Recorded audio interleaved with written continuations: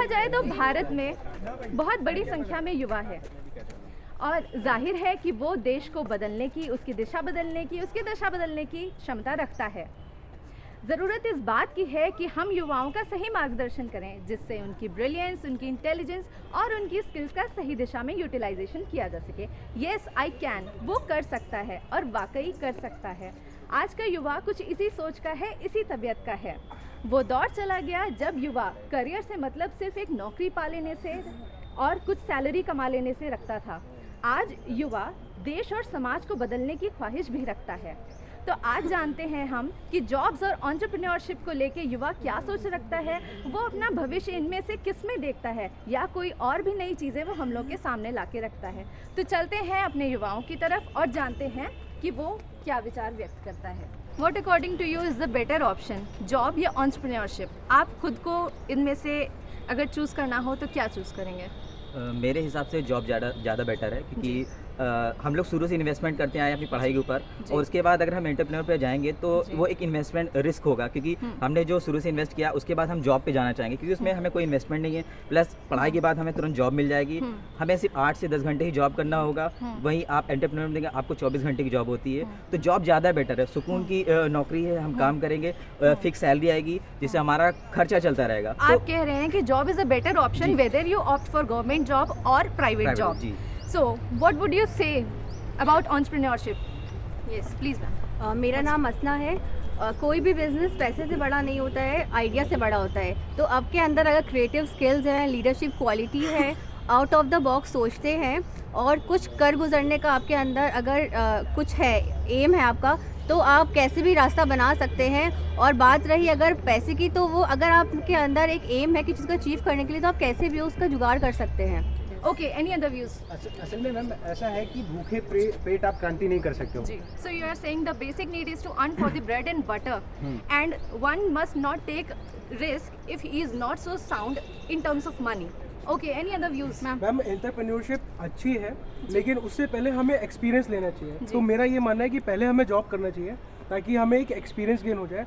फिर जब उस एक्सपीरियंस को हम आगे बढ़ाएंगे तो एंटरप्रेन्योरशिप में हमें फॉरवर्ड मूव करना चाहिए, ताकि हम अपने एक्सपीरियंस को बाकायदा वहाँ पे कायदे से फ्रेम करके उस पर काम कर सकें। मैम मेरा नाम रक्षा है और मैं एंटरप्रेन्योरशिप को ही बेटर ऑप्शन मानती हूँ। जैसे अभी सिक्योरिटी की बात हुई, तो आजकल सिक्योरिटी तो प्राइवेट जॉब्स में भी नहीं है, और अगर हम रिटायरमेंट के बाद की बात करें तो वहाँ पे भी गवर्नमेंट जॉब्स में या प्राइवेट जॉब्स में बहुत सारी ऐसी जॉब्स ऐसी हैं जहाँ पे कोई प्लान नहीं है कि रिटायरमेंट के बाद आपको पैसा कहाँ से मिलेगा। और यहाँ पे अगर आप कोई स्टार्टअप रखते हो तो आपका रिटायरमेंट कभी नहीं होगा, आप हमेशा काम कर सकते हो उस चीज़ के लिए। जी, आप क्या कहना चाहते हैं? लेकिन एंटरप्रेन्योरशिप के लिए लीडरशिप क्वालिटी होना ज़्यादा ज़रूरी है, और वो हर किसी में नहीं होती है, सिर्फ एक ही लीड करता है, हर कोई लीड नहीं कर सकता है। तो अगर वो आप ये देख के जाएंगे कि हाँ मैं भी अपना बिजनेस करना चाहता हूँ, खुद पे करना चाहता हूँ, तो वो हर कोई नहीं कर सकता है, हर इंसान नहीं कर सकता है। जॉब्स के लिए ही ज़्यादा बेटर रहता है, क्योंकि लोग उस पर पहले एक्सपीरियंस गेन करते हैं हर चीज़ का। और ज़रूरी नहीं है कि आप जॉब करके एंटरप्रेन्योर अच्छे बन सकते हैं, क्योंकि उसके लिए भी आपको हर डिपार्टमेंट का नॉलेज चाहिए, टैक्सेस की नॉलेज चाहिए, तब आप उसमें बेटर कर पाएंगे। तो इसीलिए हमारे पास डिफरेंट चॉइसेस रहती हैं। हम एंटरप्रेन्योर बनना चाहते हैं या हम जॉब करना चाहते हैं, हर किसी के लिए हर चीज़ नहीं बनी। अगर आप एक एंटरप्रेन्योर हैं तो फिर एक ये रिस्क रहता है कि ज़रूरी नहीं कि आपके पास इस महीने का टर्नओवर मान लीजिए लाखों का हो, अगले महीने का मान लीजिए सिर्फ हज़ारों का या कुछ भी। तो एक फिक्स टर्नओवर आपके पास नहीं होता, तो फिर आप एक लॉन्ग टर्म गोल्स सेट नहीं कर सकते आप। लेकिन आपके पास एक हर मंथ के एंड में आपको पता है कि मेरे पास इतनी सैलरी आनी है, तो अगर आपको कुछ EMIs लेनी है या फिर कुछ और प्लान करना है, तो फिर आप वो चीज़ें ईजिली प्लान कर सकते, क्योंकि आपके मेंटली आप एक सिक्योर पॉइंट रहता है कि हाँ मंथ के एंड में इतने रुपये तो मेरे पास आ ही जाएंगे, चाहे जो भी हो। अभी तक के डिस्कशन में यही सामने आया है कि रिस्क दोनों ही चीज़ों में है, चाहे वो जॉब करे या फिर कोई एंटरप्रेन्योर ही क्यों ना बन जाए। तो फिर आखिर सिनेरियो कैसे बदलेगा? क्या वो चीज़ें हैं जिससे हम प्रेजेंट सिचुएशन को चेंज कर सकते हैं? जो रिस्क की थिंकिंग है हमारे यूथ के दिमाग में, उसे कैसे हटा सकते हैं? मेरा नाम गौरव है, और जब हम रिस्क की बात करते हैं तो इकोनॉमिक जो सब्जेक्ट है उसके टर्म में प्रॉफिट को डिफाइन किया गया है। Profit is the remuneration of the risk taken by the entrepreneur. तो आज के टाइम में जब तक एक एंटरप्रेन्योर रिस्क नहीं लेगा तब तक जॉब्स कैसे क्रिएट होंगी? मैंने जो देखे तो उसमें तो 1000 में से एक इंडिया में हो रहा है। पॉपुलेशन इतनी ज़्यादा है, लोग एक्सपेरिमेंट इतना ज़्यादा कर रहे हैं, हर छोटा मोटा अगर स्टार्टअप मिला लिया जाए तो 1000 में से जाके एक सक्सेसफुल हो पा रहा है। ऐसे में इंसान बस एक ट्रेंड को लेके चल रहा है कि बस हमें एंटरप्रेन्योर बनना है, तो उसी भीड़ में शामिल हो जा रहा है। कुछ अपने स्किल्स कुछ नहीं डेवलप कर रहा है, सीधा एंटरप्रेन्योर में लग जा रहा है। यहाँ पे बात हो रही है अनएम्प्लॉयमेंट की भी, रिस्क दोनों में भी है, जॉब में भी, एंटरप्रेन्योरशिप में भी। बात हो रही है यहाँ पे यूथ के ईगो की भी, कि अगर उसने एक जगह फेलियर फेस कर लिया तो फिर वो अपनी ईगो पे ले लेता है एंड देन वो आगे बढ़ जाता है कि अब हमें नौकरी करनी ही नहीं, हम अपनी ही अलग राह बनाएंगे।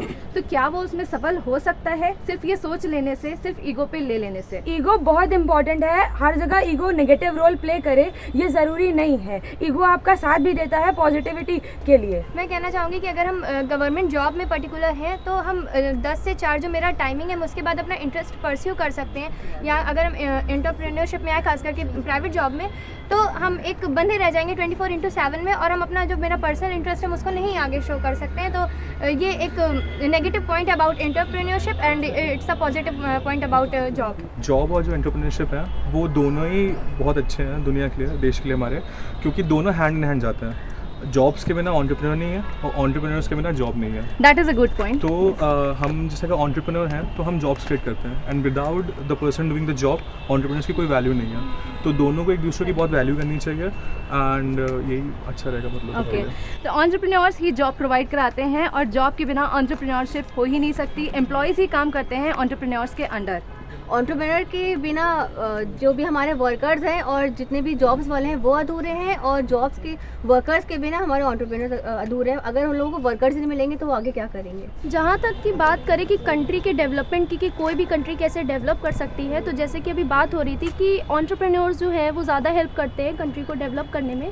मेरा ऐसा मानना है चाहे एंटरप्रेन्योर हो चाहे जॉब हो, दोनों चीज़ में एक चीज़ बहुत कॉमन है। कंट्री को जो नीड है वो है एजुकेटेड लोगों की और साथ ही एक्सपीरियंस्ड लोगों की, ताकि अब चाहे वो एंटरप्रेन्योर हो चाहे वो कहीं काम करने वाला बंदा या बंदी हो, वो जब तक एजुकेटेड नहीं होगा, उसे फील्ड की नॉलेज नहीं होगी, वो कहीं भी सक्सेसफुल नहीं हो सकता। Here we come up with a nice conclusion. इनका कहना है कि दोनों ही एक ही गाड़ी के दो अलग अलग पहिए हैं, जो कि बात सही है। And here we also come up with a new conclusion that our youth is sensible. तो यूथ के ज़ील और एंथुजियाज्म को देखते हुए मैं कहूँगी, हमको मिटा सके ज़माने में ये दम नहीं, हमसे है ज़माना, ज़माने से हम नहीं।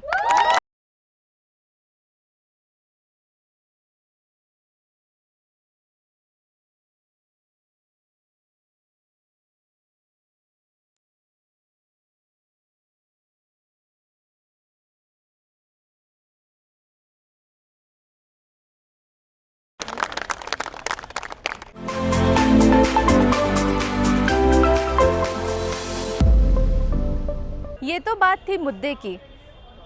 जैसा कि आप जानते हैं हमारे प्रोग्राम में हम आपको अवेयर करते हैं लीगली भी। तो चलते हैं हमारे प्रोग्राम के अगले सेगमेंट कानून कहता है की तरफ।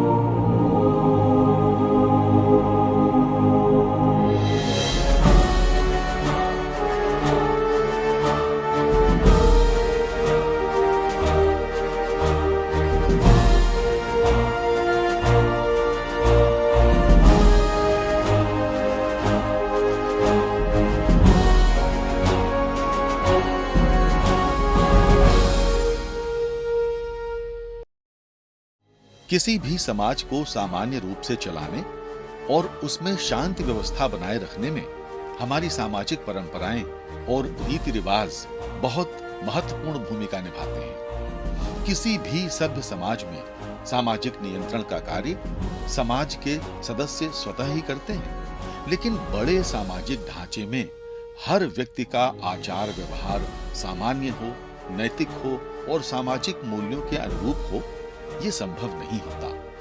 अतः ऐसी परिस्थिति में राज्य या कहें कि सरकार असामाजिक कृत्यों को रोकने के लिए और शांति व्यवस्था को बनाए रखने के लिए संविधान की परिधि में कानून बनाता है। अपने देश भारत की बात करें तो यहाँ मुख्यतः भारत अपराध संहिता यानी आईपीसी और भारत आपराधिक प्रक्रिया संहिता यानी सीआरपीसी मुख्य रूप से इन दो में कानून विभक्त हैं।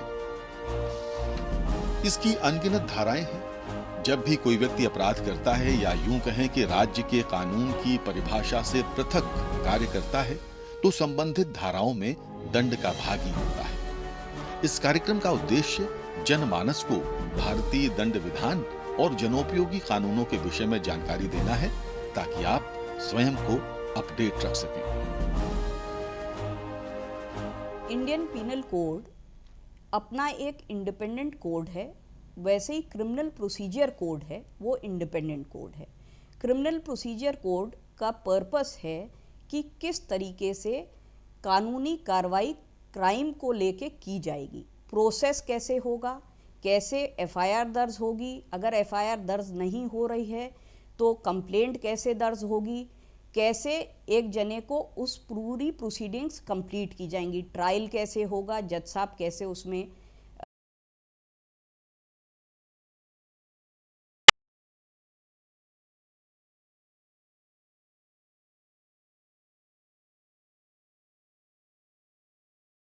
अगर किसी ने ये चोरी की है तो उसका सज़ा क्या होगी, अगर किसी ने लड़की को छेड़ा है तो उसकी सज़ा क्या होगी। ये धाराएं उसके अंदर एग्जिस्ट करती हैं जो उसका नेचर ऑफ क्राइम पे सज़ा बताती है। इंडियन पीनल कोड में 511 धाराएं हैं, जिसमें धाराओं का नेचर अलग अलग किस्म है। अगर आपकी प्रॉपर्टी के संबंध को लेके कोई क्राइम हुआ है तो उसकी सज़ाएं अलग हैं, फिज़िकल बॉडी को लेके हुआ है तो उसकी अलग है, अगर ट्रेसपासिंग को लेके है उसका अलग है। अलग अलग नेचर ऑफ क्राइम्स को लेके डील करती हैं ये धाराएं। 107/116 की जो प्रोसीडिंग्स चलती है उसमें होता ये है कि कोई दो व्यक्ति आपस में झगड़ा करते हैं और उनमें से उन दोनों व्यक्तियों में से कोई या कोई बाहरी व्यक्ति भी अगर पुलिस की सूचना आता है कि ये लोग आपस में झगड़ा कर रहे हैं, चाहे वो सड़क पे हो या कहीं भी हो, तो पुलिस उसमें उन दोनों व्यक्तियों को शांति भंग की आशंका में अगर वो आदमी झगड़ा करके चले जाते हैं और आगे भी झगड़े की उनसे शांति भंग की आशंका उत्पन्न रहती है तो पुलिस उन लोगों के खिलाफ एक चालानी रिपोर्ट भेजती है संबंधित एग्जीक्यूटिव मजिस्ट्रेट की कोर्ट में कि साहब इन दोनों व्यक्तियों में आपस में झगड़ा हुआ है और इनसे शांति भंग की आशंका है, लिहाजा इसलिए इनको 107/16 के तहत पाबंद करना आवश्यक है। पुलिस की इस रिपोर्ट पर एग्जीक्यूटिव मजिस्ट्रेट धारा 111 के अंतर्गत नोटिस जारी करके उन पक्षों को, संबंधित पक्षों को बुलाता है और उनसे कहता है कि आप इतने रुपए का बंद पत्र और 2 जमानतें दाखिल करें या खाली बंद पत्र दाखिल करें। ये 107/16 की इस प्रकार की प्रक्रिया होती है कि एग्जीक्यूटिव मजिस्ट्रेट को हमेशा इस प्रकार की नोटिस जारी करने के पहले ये देखना चाहिए कि जो सब्सटेंस है, जो शांति भंग का सब्सटेंस है जो पुलिस द्वारा बताया गया है, उस चीज़ को नोटिस में मेंशन जरूर करना चाहिए कि ये वजह है जिसकी वजह से ये कोर्ट आपको इस प्रकार की नोटिस भेज रही है। नॉर्मली वो प्रिंटेड प्रोफार्मा में नोटिस भेजी जाती है, वो गलत है और बाकायदे उसको पूरी बात लिखकर भेजी जानी चाहिए कि आपके खिलाफ ये कार्रवाई इसलिए की जा रही है कि आपके खिलाफ इस प्रकार की शिकायत प्राप्त हुई है। पूरी बात उस नोटिस में लिखी होनी चाहिए।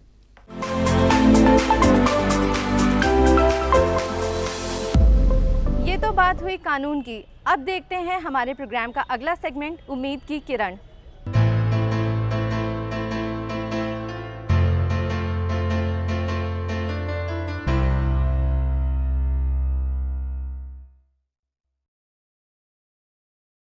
धीरूभाई अंबानी इस देश के काफ़ी मतलब मैं उनसे काफ़ी इंस्पिरेशन लेता हूं।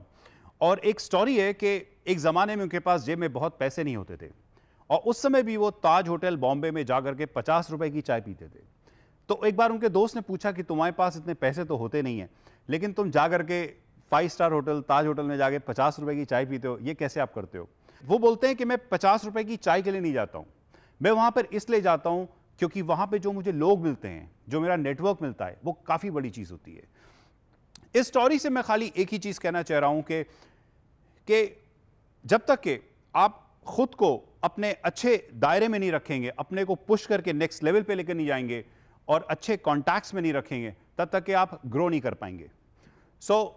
जब मैं बहुत सारी स्टोरीज देखता हूँ और कई सारे इंटरव्यूज़ पढ़ता हूँ इस दुनिया में जितने भी टॉप बिजनेसमैन रहे हैं, तो वो कहते हैं कि हमारी वर्थ तो एक होती है जो हम करते हैं और हमारी वर्थ उस पर भी बहुत डिपेंड करती है हम किनके साथ रहते हैं। एक और साइंटिफिक रिसर्च है जो बोलती है कि you are a sum of the 5 people that you stay with.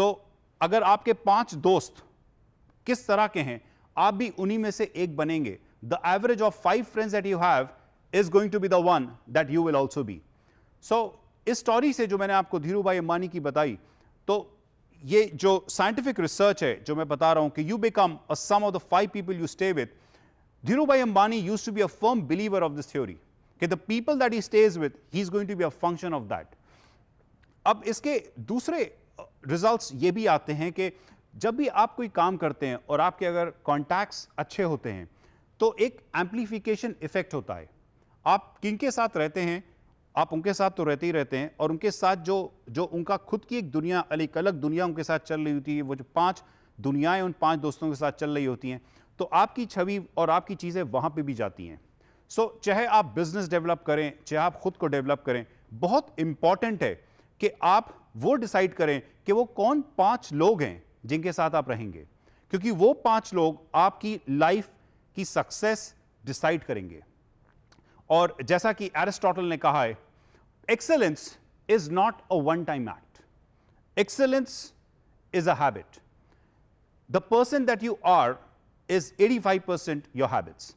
तो अगर आपको अपनी खुद की नेक्स्ट लेवल पे लेकर जाना है, अपने खुद की तैयारी को और अपने खुद के सेल्फ को नेक्स्ट लेवल पे लेकर जाना है, तो एरिस्टोटल की स्टोरी, एरिस्टोटल की बात माने या धीरू भाई अंबानी की वो ताज होटल वाली स्टोरी की बात माने, तो एक ही चीज निकल करके आती है, और वो ये है कि अगर आप अपने खुद के हैबिट्स और अपने हैबिट्स और अपने दोस्तों के ऊपर देखते हैं किस तरीके के हैं, तो आप खुद की नेक्स्ट लेवल ऑफ ग्रोथ हासिल कर पाएंगे। 85% of who you are your habits. So what you have to do is this: you have to ensure that if you are looking for your next level of growth, the only way to get your next level of growth is by ensuring आप अच्छे habits develop करें। और ये अच्छे habits develop कैसे होते हैं? या तो आप पढ़ के उनको डेवलप करते हैं, और या आप उनको लोगों के साथ, जिनके साथ रहते हैं, उनके साथ डेवलप करते हैं। जैसे मैंने बोला कि the people that you stay with, you become one of the people of the 5 people that you stay with. So whether you have a college degree, चाहे आपके पास कॉलेज डिग्री है या आपके पास कॉलेज डिग्री नहीं है, it really doesn't matter. आज के ज़माने में जिस तरीके से दौर ये प्रोग्रेस कर रहा है, और जिस तरीके से नई नई कंपनीज इवॉल्व हो रही हैं, नई टेक्नोलॉजीज इवॉल्व हो रही हैं, ज़्यादातर एजुकेशन आज के ज़माने में मतलब बहुत हद तक is not able to compete with the new challenges that are there. मिसाल के तौर पे लोग बोलते हैं कि आने वाले समय में artificial intelligence is going to be a game changer, और उस समय क्या होगा? सो अगर आप पहले का इतिहास देखें, जब से मतलब पिछले 100 साल में, तो पहला इंडस्ट्रियल रेवोल्यूशन हुआ जिसने दुनिया में काफ़ी पैसे पैदा किए। उसके बाद हमारा कंप्यूटर रेवोल्यूशन हुआ, और फिर इंटरनेट रेवोल्यूशन हुआ, और आने वाले समय में हमारा ये आर्टिफिशियल इंटेलिजेंस को लेकर के रेवोल्यूशन होने वाला है। और आपने चाहे एजुकेशन करी हो या नहीं करी हो, ये जो नेक्स्ट रेवोल्यूशन आएगा, ये नेक्स्ट रेवोल्यूशन उसी पे ही डिपेंड करता है कौन इसको फ्रेश माइंड से अटेम्प्ट कर पाएगा। जिस तरीके से आप इंफॉर्मेशन सर्च करने के लिए ऑनलाइन जाते हैं और आप टाइप करते हैं और आपको सारी नॉलेज मिल जाती है, तो इसी तरीके से आने वाले टाइम में किसी के पास नॉलेज की कमी नहीं होगी। इस दुनिया में सबके पास नॉलेज होगी, और साथ साथ आर्टिफिशियली इंटेलिजेंट रोबोट्स भी अवेलेबल होंगे। तो जब इस दुनिया में नॉलेज भी सबके पास होगी, available at your finger tips, और आपके पास आर्टिफिशियली इंटेलिजेंट रोबोट्स भी अवेलेबल होंगे, उस समय आप कैसे इस दुनिया में काम करेंगे? सवाल वो है। उस समय मुझे लगता है कि जब आपके पास लोगों की कमी नहीं है, काम करने के लिए आदमी हैं, मतलब आर्टिफिशियली इंटेलिजेंट, और आपके पास जब नॉलेज की कमी नहीं है, उस समय जब सबके पास वो सारी चीजें अवेलेबल हैं, उस समय रेस में कौन जीतेगा? उस समय वही जीतेगा जो अपनी क्षमताओं को अच्छे से यूज करना जानेगा। और क्षमता यहां पर मैं बोलता हूं क्रिएटिविटी। चाहे आपके पास कोई एजुकेशन हो, चाहे एजुकेशन ना हो, वन स्किल, एक स्किल अगर आप अपने अंदर डेवलप कर लें जो आपकी लाइफ को ट्रांसफॉर्म कर सकता है, तो वो स्किल है creativity. How best you can apply your brains is where your success lies. बहुत साल पहले एल्बर्ट आइंस्टाइन से एक बार किसी ने सवाल पूछा, 1 किलोमीटर में कितने मीटर होते हैं? तो उसने बोला, रुको मैं अपनी नोटबुक देख के बताता हूं। तो उसने बोला, तुम तो आइंस्टाइन और तुमको यह भी नहीं पता 1 किलोमीटर में कितने मीटर होते हैं? तो बोलता है, मेरा दिमाग है ये स्टोर हाउस नहीं है, मैं इसको यूज करता हूं एप्लीकेशंस के लिए। सो कैपेबिलिटी अगर आपकी अपने अंदर डेवलप करते हैं, how you apply your mind, application of mind via creativity, अगर आप स्ट्रांगली अपने माइंड की एप्लीकेशन डेवलप करते हैं विद स्ट्रांग क्रिएटिविटी, आपका फ्यूचर डेफिनेटली उज्जवल है। बिकॉज आने वाले समय में नॉलेज की कमी होने वाली नहीं है। Resources in form of people, in form of artificially intelligent robots are going to be immense. और उस समय खेल में वही जीतेगा someone who has learned the art of applying his mind in a very strong way, and that requires creativity. And अगर आप अपने अंदर ये creativity develop करना चाहते हैं तो इसकी first stage है, the first step is to always attempt something with a beginner's mind. आप इसको इस तरीके से देखिए कि ये हाँ मेरा ये first time है, चाहे आपके पास knowledge हो चाहे knowledge ना हो। मैं एक इंटरव्यू पढ़ रहा था जिसमें कई सारे इंडस्ट्रियलिस्ट एक बात कर रहे थे कि मैटर ये नहीं करता कि हमारे पास जो बंदा नौकरी मांगने आ रहा है वो कितना एक्सपीरियंस्ड है, मैटर वो भी नहीं करता कि उसने पिछले में क्या करा है, पिछले 5 साल पहले उसने क्या हासिल किया है, मैटर वो भी नहीं करता है।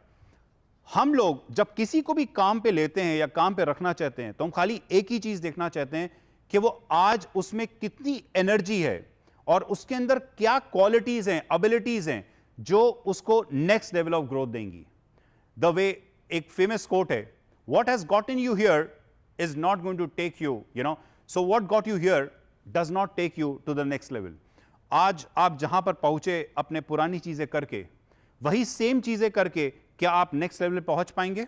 मिसाल के तौर पे इस दुनिया में बहुत सारी कंपनीज हैं, उन्हीं ने बहुत सारी छोटी छोटी चीजें बनाई और कामयाब हुए और इस लेवल पे ग्रोथ आ गई। और अब उनको अगर नेक्स्ट लेवल ऑफ ग्रोथ चाहिए, क्या वो अपने पुराने प्रोडक्ट्स से नेक्स्ट लेवल ऑफ ग्रोथ पा सकते हैं? नहीं।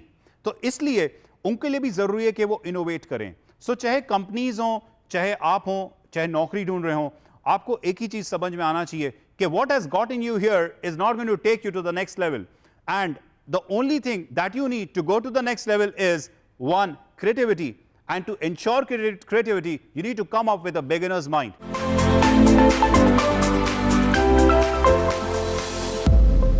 तो आज आपने देखा कि जोश और उमंग से भरे युवाओं में अपने करियर को लेकर अलग अलग राय है और सुनहरे सपने हैं। बात चाहे एक सेफ सिक्योर जॉब पाने की हो या एंटरप्रेन्योर बनने की, सबकी मंजिल एक है, उज्जवल और सफल भविष्य पाने की। आज की तरह यूथ जंक्शन में ऐसे ही छोटे बड़े मुद्दों पर चर्चा जारी रहेगी। तब तक के लिए दीजिए इजाज़त। नमस्कार, बाय बाय।